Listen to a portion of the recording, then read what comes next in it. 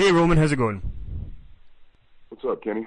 Not much, man. I just wanted to ask you first of all about the main event of WrestleMania this year with Undertaker, because you know the reactions that you get are always interesting, no matter where you go.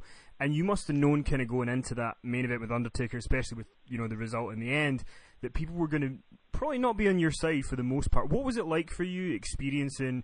You've done a WrestleMania main event before, but this is one that, if Undertaker's retired, people are going to talk about this forever, and it's going to be this huge moment. Well, I mean, just like I said with Cena, it was a great honor. I've been fortunate enough. We have a whole new generation here. We have a young generation of talent coming up, and it's going to get to a point one day where there's only a handful of us that can say, yeah, I've been in the ring with John Cena. I've been in the ring with Randy Orton. I've been in the ring with The Undertaker, with Shawn Michaels, with Kurt Angle, with Triple H.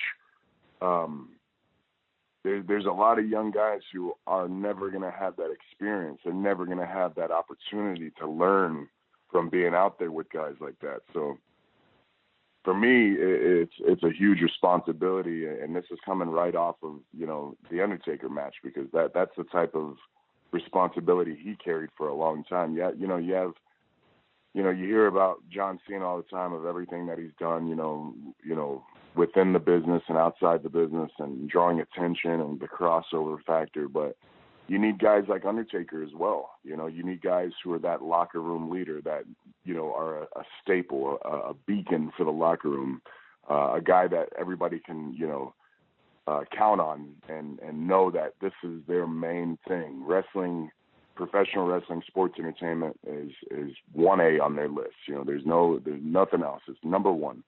So just being in the ring with the Undertaker, I was able to feel that respect of the business from him. I was able to feel that responsibility, and also to see that weight lifted off of him. That was one thing that was really, it was neat, but it was semi-concerning. You know what I mean? Because the times that I've wrestled these legends, these guys who've plugged in all this time, you could see a sense of relief on their faces after the match. You know what I mean? Like, they could finally take a breath for once. And for me, I know that's quite the responsibility when you have guys who are special, guys who, don't really put anything over. They don't sell anything outside of the ring.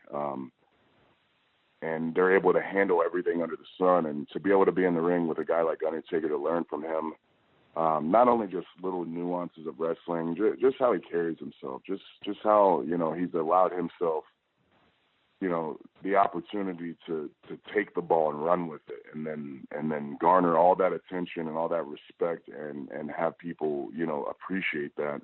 I just hope I can one day, be on that level. That would be excellent.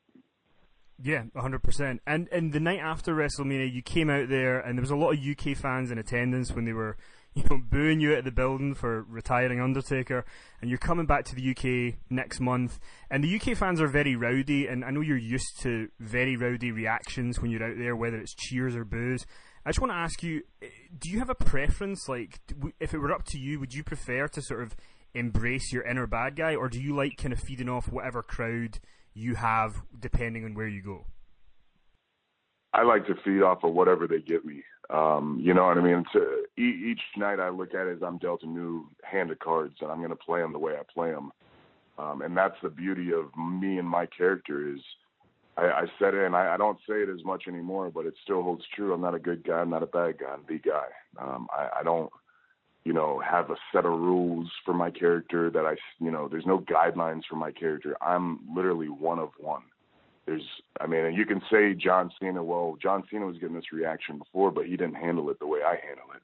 He didn't thrive and love it the way I love it. I mean, he has his own way. He had his own way of doing it, and I'm going to do it my way. And I think that's why John always has, somewhat of a respect for me, because he said it before. If there's anything that I can hold on to, is I did it my way. I didn't concern myself with what other people thought or what they think I should do. But for me, that's what's the coolest part, and that's why I think I progressed so fast and become a veteran in the ring because I've heard all these reactions. I've had to learn from them night in and night out. It's not just at WrestleMania or SummerSlam or these big pay-per-views. It's, in the smaller towns and, in front of 2,000, 3,000, 4,000 people opposed to 101,000 people.